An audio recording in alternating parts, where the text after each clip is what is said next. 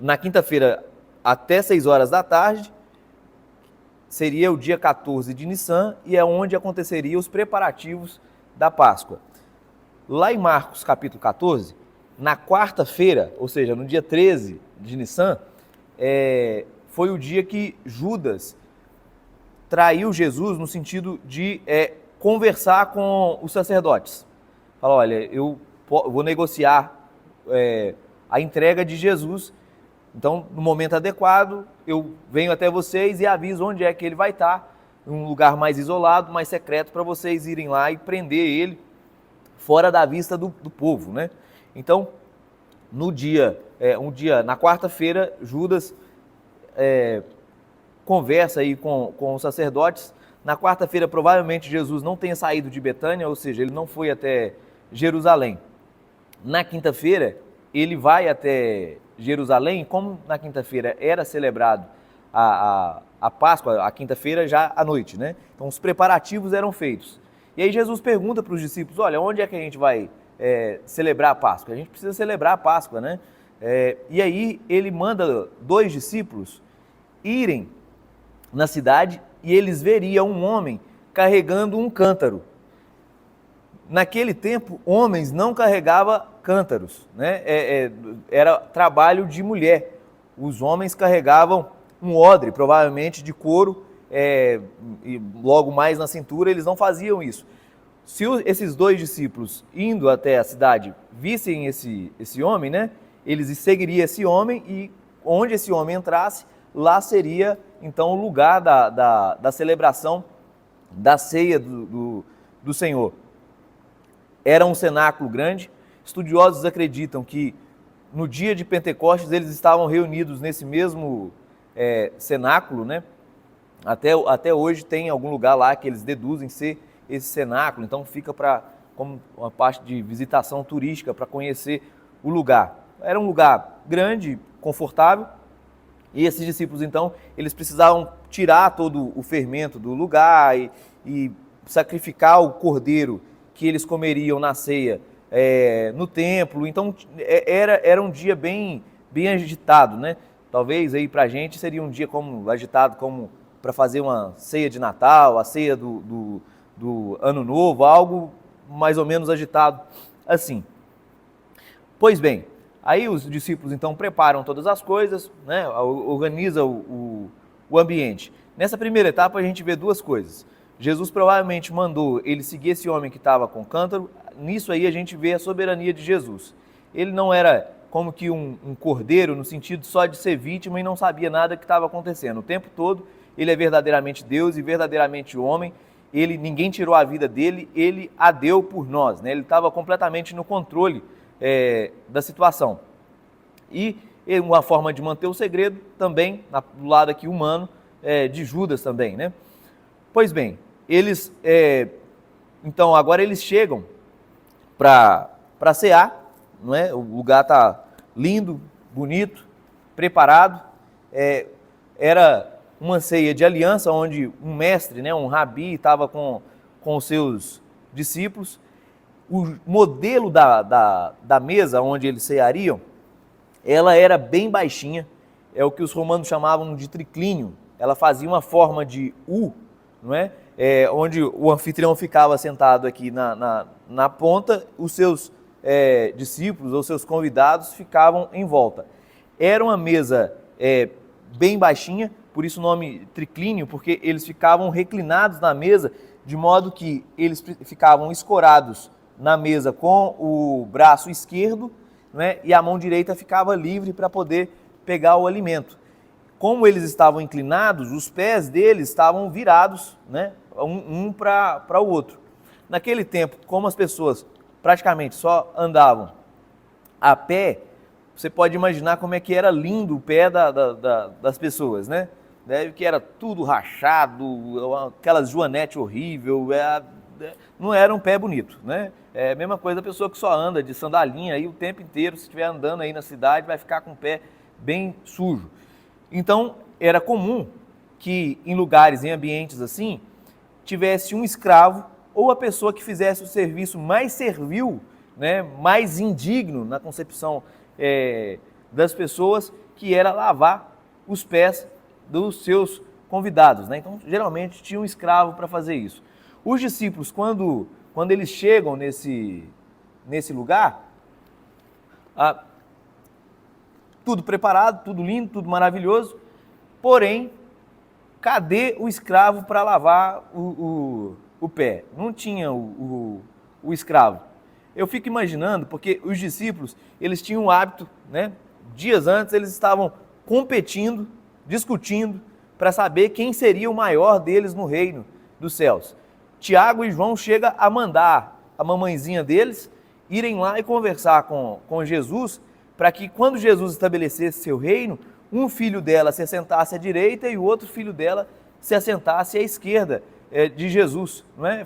Esse foi o pedido. Eles falaram: mamãe, fala lá para o Senhor, né, para poder colocar a gente em posições de importância. Então os discípulos, eles meio que competiam entre eles. E quando a mamãezinha do Tiago e do João foi lá falar com Jesus, os outros discípulos também ficaram chateados, né? Então, querendo ou não, tinha esse clima, né, para saber quem era o mais bonito, o mais gostoso da bala chita entre eles.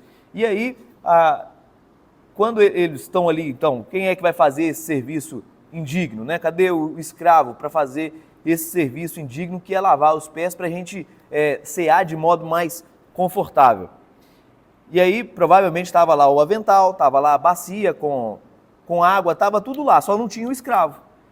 E, de repente, Jesus se levanta, tira a sua veste aqui principal, veste um avental, que algumas versões vão chamar de toalha, e vai lavar os pés dos discípulos. Pedro fala: não, Senhor, de modo algum o Senhor vai lavar meu pé, de modo algum eu vou te deixar fazer um serviço tão baixo por mim. Aí Jesus pega e diz, né, fala: olha, se eu não te lavar os pés, você não tem parte comigo, né, no meu reino. E aí o Pedro fala: então pode lavar as mãos, pode lavar a cabeça, pode me dar um banho, né? Pois bem, Jesus lava os pés dos discípulos, fazendo esse serviço aí considerado baixo, um serviço vil. Em seguida, após fazer lavar os pés dos discípulos, ele exorta os discípulos a fazer a mesma coisa, né? Versículo 12 de João capítulo 13 diz assim: depois de lhes haver lavado os pés, tomou as vestes e, voltando à mesa, perguntou-lhes: compreendeis o que eu fiz? Vós me chamais o Mestre e o Senhor, dizei bem, porque eu o sou. Ora, se eu, sendo o Senhor e o Mestre, vos lavei os pés, também vós deveis lavar os pés uns dos outros, porque eu vos dei o exemplo, para que, como eu fiz, façai vós também. Em verdade vos digo que o servo não é maior do que o seu senhor, nem o enviado maior do que aquele que o enviou. Ora, se sabeis estas coisas, bem-aventurados, felizes, mais do que felizes, sortudos, afortunados, sois se a praticardes. Não falo a respeito de todos vós, pois eu conheço aqueles que escolhi. Antes para que se cumpra a Escritura: aquele que come do meu pão levantou contra mim seu calcanhar. Desde já vos digo, antes que aconteça, para que quando acontecer, creiais que eu sou. Em verdade vos digo, quem recebe aquele que eu enviar, a mim me recebe. E quem me recebe, recebe aquele que me enviou. Ditas estas coisas, angustiou-se em seu espírito e afirmou: em verdade vos digo, que um dentre vós me trairá. Então os discípulos olharam uns para os outros sem saber a quem se referia.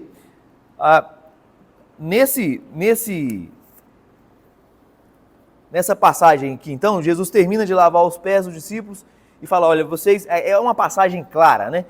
Vocês vão ter que fazer a mesma coisa uns pelos outros, porque o discípulo não é maior do que o seu mestre, o servo não é maior do que o seu senhor, né? É uma forma de me glorificar. Então, a gente, no nosso processo de discipulado, a gente tem às vezes o hábito de olhar para as circunstâncias, ou situações, ou trabalhos, ou afazeres, ou no convívio com as pessoas, olhar para aquela situação, né? Assim como os discípulos estavam olhando ali para o avental, esperando um escravo. e Jesus está ensinando, falar, olha, vocês têm que fazer como eu fiz. Não é? Então, situações aparentemente humilhantes são pedagógicas no sentido, para nós, de agirmos como discípulos de Jesus. É assim que o Senhor vai nos treinar, é assim que Ele deu para nós o modelo de o que é o serviço cristão, o que é o discipulado cristão.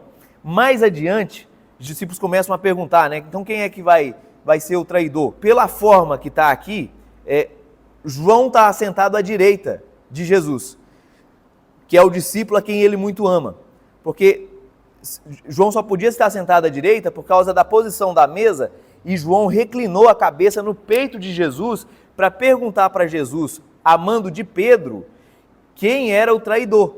E aí Jesus responde, é aquele que vai colocar a mão no pão comigo. Ou seja, Judas, quem estava mais próximo de Jesus, à esquerda de Jesus, era Judas. Quando Jesus levou então aqui o pão, Judas estava ao seu lado. Quando se tinha um jantar ou algo do tipo do qual Jesus estava fazendo, a pessoa que se assentava à esquerda do anfitrião era a pessoa mais importante do jantar no sentimento do anfitrião. Judas, ele era o tesoureiro de Jesus.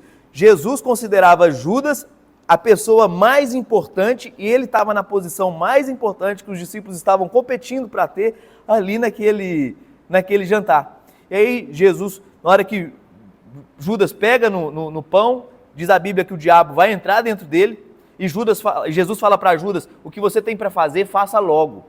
Judas saiu. Os discípulos ficaram pensando que Judas saiu para poder ajudar os pobres, porque era muito comum no dia de Páscoa dar ajuda, fornecer ajuda aos pobres, dar alimento, dinheiro para os pobres, agir com generosidade. Judas que dias antes, um dia antes, tinha criticado a mulher porque a mulher tinha derramado aquele perfume caríssimo, ungindo Jesus para sua morte. Aqui então Jesus ceia com os discípulos, antecipando a nova aliança, fazendo a nova aliança com os discípulos, antecipando todo o processo significativo que seria também a sua morte, ele como Cordeiro Pascal. Isso aqui tem uma riqueza de detalhe, provavelmente hoje eu passo o dia fazendo postagens e algumas coisas para complementar esse trechinho aqui. Mas o que eu quero que a gente fique aqui tendo em mente é que os discípulos, ao cearem, todos eles ficaram se questionando também. Marcos vai falar isso. Quem vai ser o traidor? Quem vai ser o traidor? Paulo vai dizer lá em 1 Coríntios 11, no capítulo da ceia, que o homem deve examinar a si mesmo. E Jesus depois avisou para os discípulos que todos eles abandonariam Jesus. De certa forma, todos eles trairiam Jesus, porque todos eles abandonariam Jesus na hora que chegasse, então, de fato, a perseguição. Todos eles fracassaram. O segredo da graça de Deus nas nossas vidas é que todos nós fracassamos com Deus, todos nós pecamos e carecemos da glória de Deus. E é incrível que essa consciência do nosso fracasso, do nosso pecado, da nossa pequenez, da nossa insignificância diante de Deus, diante daquilo que deveríamos a Deus e a nossa incapacidade, é exatamente aí que opera a graça de Deus. Então, sejamos humildes, como o nosso Mestre nos deu humildade, e no mesmo intervalo de tempo aqui, ele deixou o novo mandamento. O novo mandamento era a própria encarnação viva do que é servir ao Senhor e do que é amar ao Senhor e do que é amar ao próximo, que é novo mandamento vos dou, que vos ameis uns aos outros, assim como eu vos amei. O modelo de amar é servir o próximo, e Jesus amou nos dando a sua própria vida. Quando Judas saiu aqui, Jesus deu um brado dizendo que agora o Filho do Homem seria glorificado. Ou seja, no ato de Judas sair para trair Jesus, Jesus falou assim, pronto, a glória do Filho do Homem agora, os eventos que vão ocorrer vão vir de cascata e o Senhor vai me glorificar muito em breve. Ou seja, 3 dias depois ele estaria ressuscitado dentre os mortos. Então quero abençoar a sua vida para que você observe as coisas que Deus está te chamando a fazer, que os seus olhos sejam abertos, coisas que você está fugindo delas, mas que elas vão te trazer mais humildade, que vai trazer a pedagogia de Jesus, o amor de Jesus no seu coração, para que você dê muitos frutos. Em nome de Jesus.